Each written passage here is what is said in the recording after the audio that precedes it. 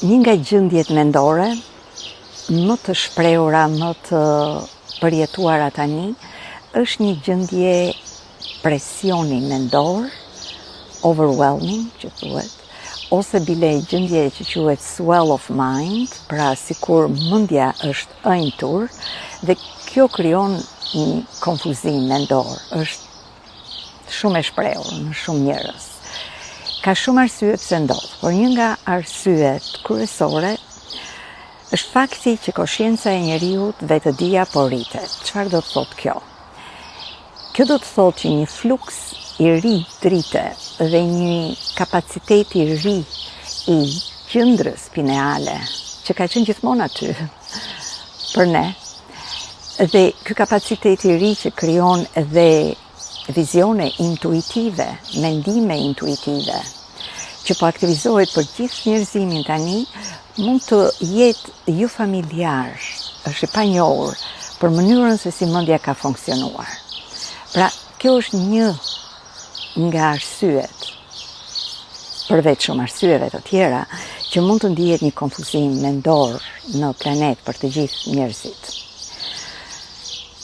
Dua të përdorni disa teknika të vogla për ta menaxhuar. Them të vogla se janë më bazike, por çdo gjë fillon me bazike. Teknika numër 1 është... dhe për në kalon një flutur e bardhë. Yes. Teknika numër 1 është jepi mendjes një fokus tjetër në atë moment. Në atë moment që ndihesh në presion dhe të ka krijuar një shqetësim emocional në trup, sepse nga mendja ka kaluar në trup, në formën e një shqetësimi, në formën e një ankthi të trupit.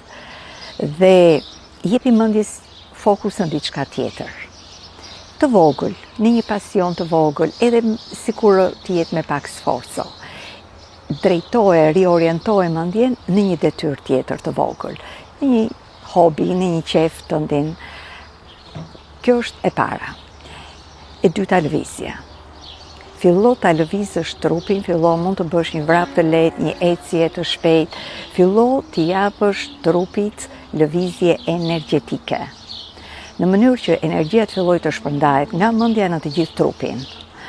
Dhe çfarë ndodh? Presioni fillon hapet, zvogëlohet, minimizohet. E treta, që është një teknikë shumë e bukur, që në fakt ne harrojmë ta bëjmë, është frymarrje e synimshme kur ne jemi në momente shumë të bukura, të kënaqshme, inspiruese, kur je në një moment wow, dhe ne atë e marrim për të mirë qenë, atë moment.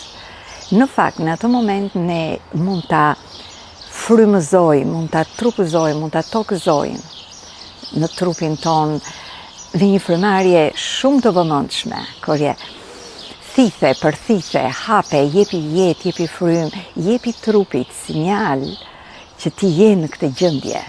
Dhe frymarrja është ajo që aktivizon çdo gjendje tonën. Pozitive, negative, ndonjëherë liron, në këtë rast nuk është proces lirimi. Jemi mësuar që frymarrjen ta përdorim vetëm për procese lirimi, breathwork, që unë i dashuroj dhe i përdorim ato teknika. Kjo është diçka tjetër. Kjo është në momente të tua që janë bliss, të kënaqshme. Ti e lejon trupin dhe mendjen nëpërmjet një frymarrje të thellë, shumë të thellë, ta përqafosh, ta shkrish, ta bësh tënden atë moment të bukur. Ndiq në videot në vazhdim për këshilla të tjera dhe për teknika që mund të jenë sa bazike po dhe të avancuara, por të gjitha janë për të na ndihmuar ne të gjithëve tani në këtë moment të zhvillimit të atij që unë e quaj njeriu i ri. Mirupafshim në videon tjetër.